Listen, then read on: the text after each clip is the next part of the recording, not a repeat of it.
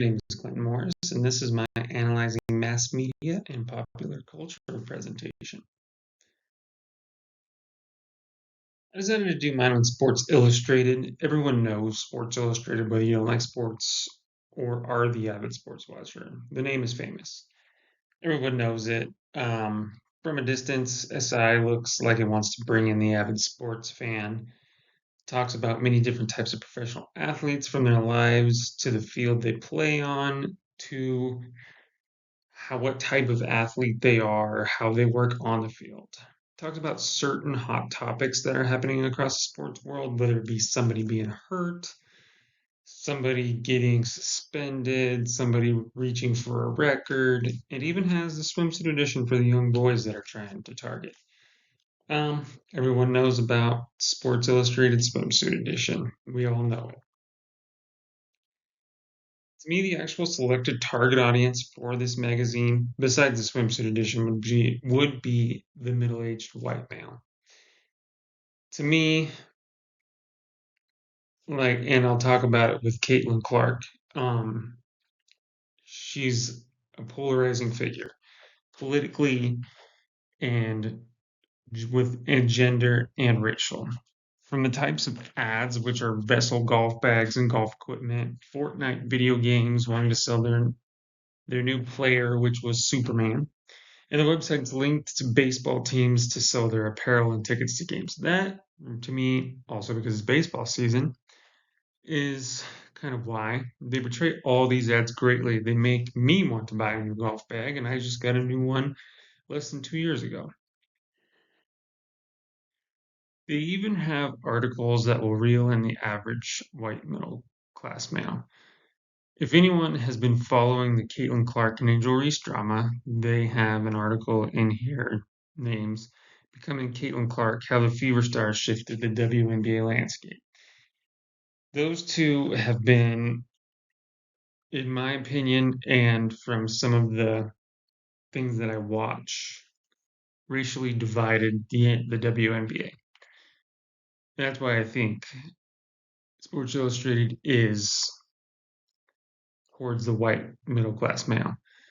They talk good about her. I mean, you kind of have to. She is a great basketball player, so you kind of have to. They don't really talk too much about Angel Reese because they know that it would bring in more of the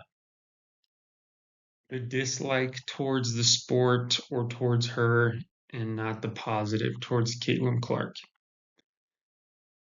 I myself can look at this article and be like, okay, let me read this and see what it says without a bias. I think Caitlin Clark is an exceptional basketball player, like I said, but I don't have the mind of everyone else. Who might get offended? I can ask myself maybe African American people who feel like they're not getting the attention that they deserve, or even Hispanic people who are playing lights out in baseball right now. Again, it seems to me that there's more negative feedback towards Angel Reese. So I can see African American people being like, see, that's what we're talking about. We don't get the limelight or the positivity that we want. And they want to bring in a certain demographic because they know they will buy the product. They know that talking good about Caitlin Clark will bring in that product. You can sell golf bags, you can sell golf equipment, you can sell Fortnite video games, Christmas stuff. You can bring in that person with baseball tickets. Not saying that other races don't watch baseball.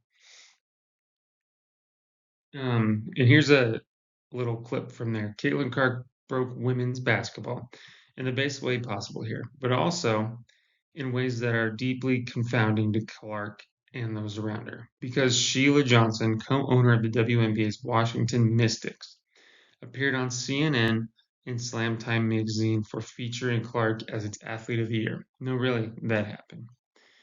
This starts out with a positive note, saying that Caitlin Clark is a hero and then given an antagonist, which, when it came to the Mystics co-owner being mad at Clark, who won the award.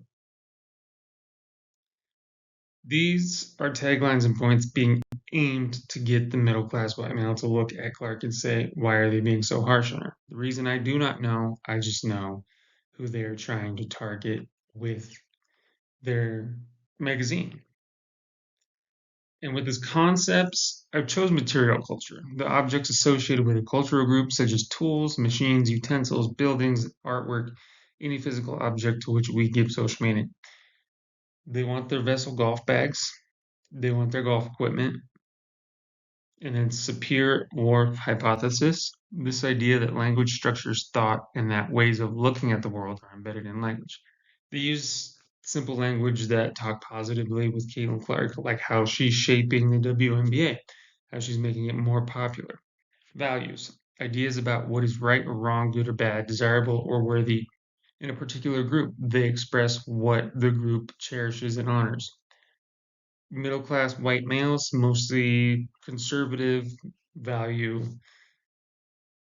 respect and proudness.